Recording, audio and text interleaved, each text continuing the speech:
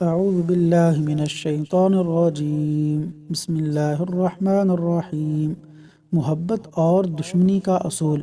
رسول اللہ صلی اللہ علیہ وسلم نے فرمایا، جب تو کسی سے محبت کرے تو حد سے مت بڑھنا، ہو سکتا ہے وہی شخص کل تمہارا دشمن بن جائے، اور جس سے بغض رکھو تو بغض میں بھی حد سے نہ بڑھو، ہو سکتا ہے وہی شخص کسی دن تمہارا دوست بن جائے۔ جامع ترمذی۔